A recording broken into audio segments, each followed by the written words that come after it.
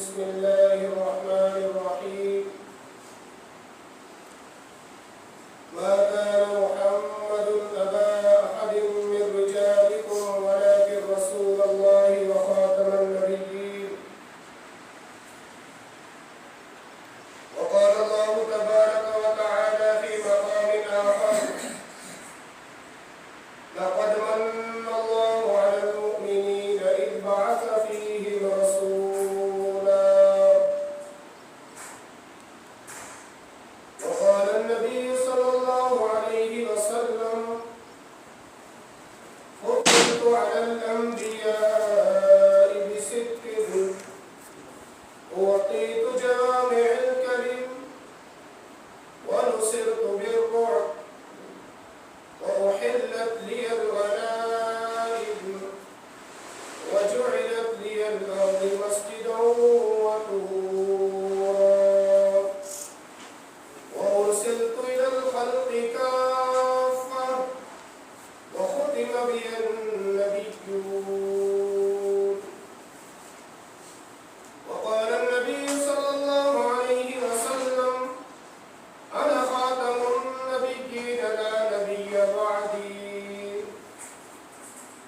صدق الله مولانا العلي العظيم وصدق رسوله النبي الكريم ونحن على ذلك لمن الشاهدين والشاكرين والحمد لله رب العالمين وہ آئے جن کے آنے کی زمانے کو ضرورت تھی وہ آئے جن کے آنے کی زمانے کو ضرورت تھی وہ آئے جن کی آمد کے لیے بے چین فطرت تھی وہ آئے نغمہ داؤد میں جن کا ترانہ تھا وہ آئے نغمہ داؤد میں جن کا ترانہ تھا وہ آئے گریہ یعقوب میں جن کا فسانہ تھا وہ آئے جن کی خاطر مسترب تھی وادی بطحا وہ آئے جن کے قدموں کے لیے کعبہ ترستا تھا اے جنت تجھ میں حور و قصور رہتے ہیں اے جنت تجھ میں حور و قصور رہتے ہیں میں نے مانا کہ ضرور رہتے ہیں اور میرے دل کا طواف کر جنت میرے دل میں حضور رہتے ہیں میرے واجب الاحترام قابل صد احترام اہل سنت والجماعت سے تعلق رکھنے والے میرے غیور نوجوان دوستوں بھائیوں بزرگوں آج کا عنوان سیرت خاتم الانبیاء صلی اللہ علیہ وسلم سے معلوم ہے حضور کریم صلی اللہ علیہ وسلم کی تعریف کو سننا سنانا حضور کا ذکر کرنا حضور کا ذکر سننا یہ باعث ثواب اور باعث رحمت ہے اور مومن تو ہوتا ہی وہ ہے کہ جس کے سامنے اگر اس کے نبی رحمت کا ذکر کیا جائے تو اس کا چہرہ خوشی سے چمک اٹھے اس کے ایمان کے اندر ایمانی حلاوت پیدا ہو جائے مومن کے سامنے جب محمد رسول اللہ کا ذکر آئے تو اس کو جھوم جانا چاہیے اس لیے میری معروضات میں سے اگر کوئی جملہ کوئی سٹیپ کوئی پہلو کوئی انداز آپ کو اچھا لگے اور دل و دماغ پر دستک دے تو پھر کنجوسی نہیں کرنی بلکہ دل کھول کر سبحان اللہ بھی کہنا ہے میرے دوستوں میں کہا کرتا ہوں کہ میں نہ کوئی خطیب نہ ادیب نہ واعظ نہ شاعر نہ مبلغ نہ مقرر نہ مفکر نہ محقق نہ مصنف نہ مدقق ہوں کہ میں حضور کی سیرت اور صورت عزت و عظمت رفعت و منقبت کو کما حق کو خراج عقیدت کا سلام پیش کر سکوں میں تو علماء دیوبند کی جوتیوں میں بیٹھنے والا ایک ادنا سا ورکر و نوکر و چاکر و خادم و کارکن رضاکار ہوں میں کہا کرتا ہوں کہ میری مثال تو بازار مصر کی اس بوڑھی عورت کی سی ہے کہ جو کپاس کی گٹھری میں جناب یوسف کو خریدنا چاہتی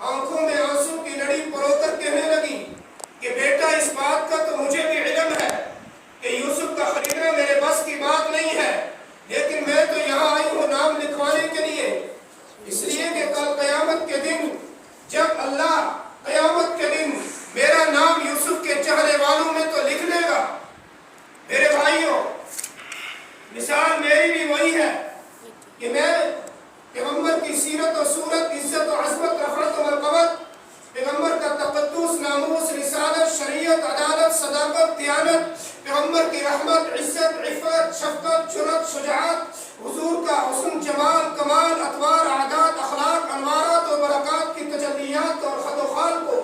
میں کما حق ہو خراج عقیدت کا سلام تو پیش نہیں کر سکتا، لیکن میرے ان ٹوٹے پھوٹے جملوں کی وجہ سے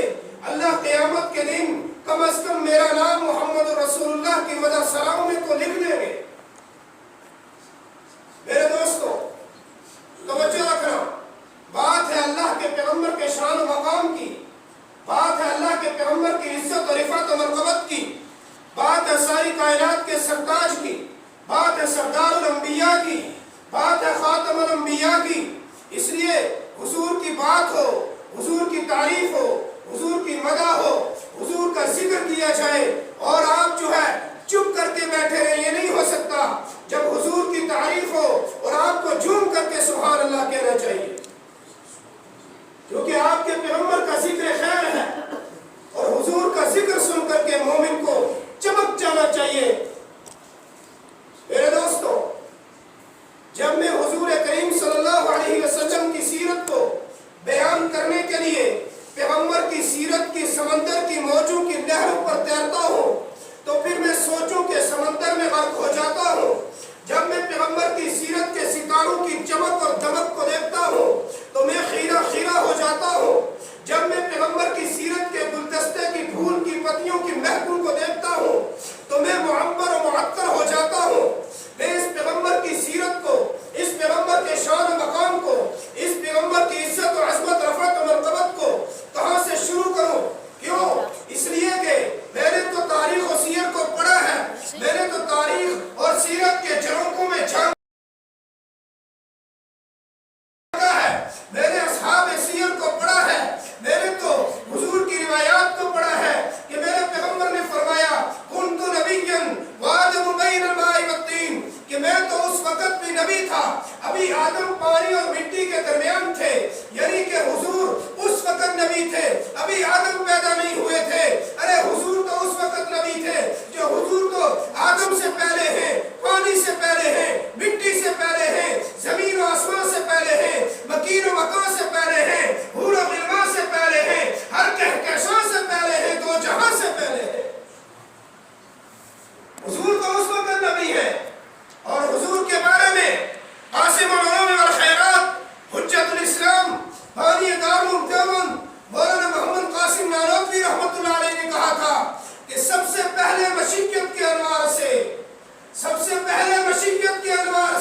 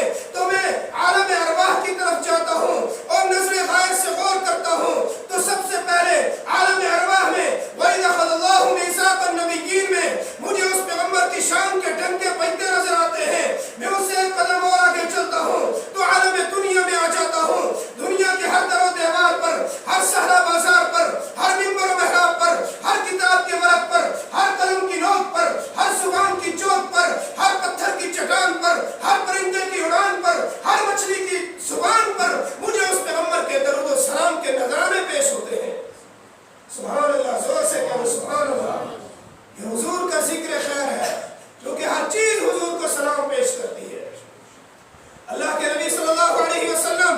ابو بکر اور عمر ایک جگہ کھڑے تھے. حضور نے فرمایا میرے صحابہ وہ پہاڑ دیکھتے ہو؟ کہا یا رسول اللہ دیکھتے ہیں. کہا اس کی آواز سنتے ہو؟ کہا نہیں. فرمایا یہ پہاڑ مجھ پر درود پڑھ رہا ہے. میرے بھائیوں اس پیغمبر کا شان و مقام، میں اس سے ایک قدم اور آگے چلتا ہوں. میں دنیا میں آتا ہوں، میں تورات کھولتا ہوں، تورات کے اندر اس پیغمبر کے عزت کے چرچے نظر آتے ہیں. میں انجیل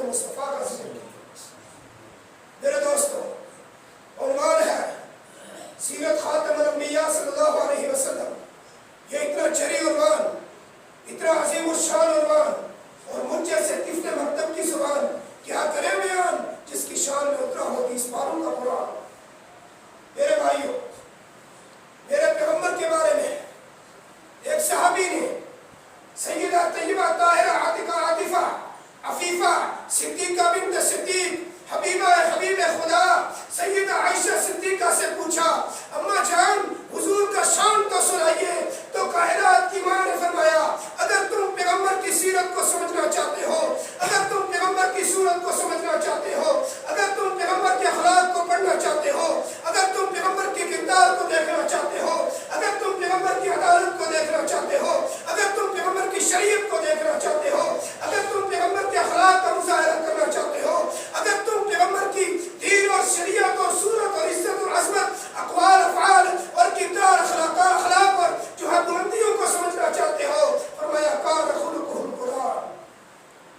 میرے پیغمبر کے یارو کیا تم قرآن نہیں پڑھتے؟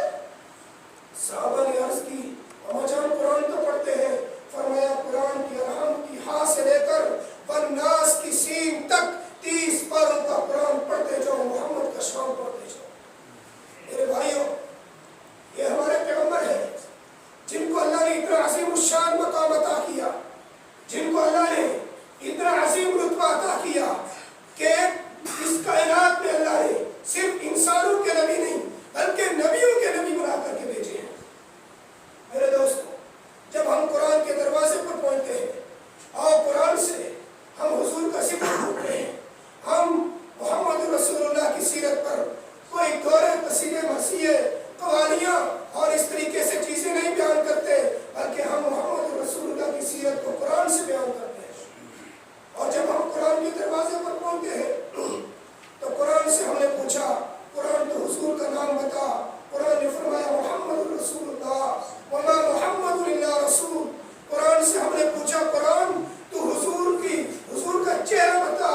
قرآن نے والضحیٰ کہہ دیا، قرآن تو حضور کی زلفیں بتا، قرآن نے واللیل اذا سجا کہہ دیا، قرآن تو حضور کی جبین بتا، قرآن نے والقمر کہہ دیا، قرآن تو حضور کی آنکھیں بتا، قرآن نے ما زاغ البصر وما طغیٰ کہہ دیا، قرآن تو حضور کا دائیں ہاتھ بتا، قرآن نے ید اللہ فوق ایدیہم کہہ دیا، قرآن تو حضور کا بائیں ہاتھ بتا، قرآن نے وما رمیت اذ رمیت ولکن اللہ رمی کہہ دیا، قرآن تو حضور کا جو ہے چادر بتا، قرآن نے یا ایھا المزمل کہہ دیا، قرآن تو حضور کا اوڑھنا بتا، قرآن نے یا ایھا المدثر کہہ دیا، قرآن تو حضور کا سینہ بتا، قرآن نے الم نشرح لک صدرک کہہ دیا، قرآن تو حضور کا مدینہ بتا، قرآن تو حضور کا مکہ بتا، قرآن نے لا اقسم بہذا البلد کہہ دیا، قرآن تو حضور کی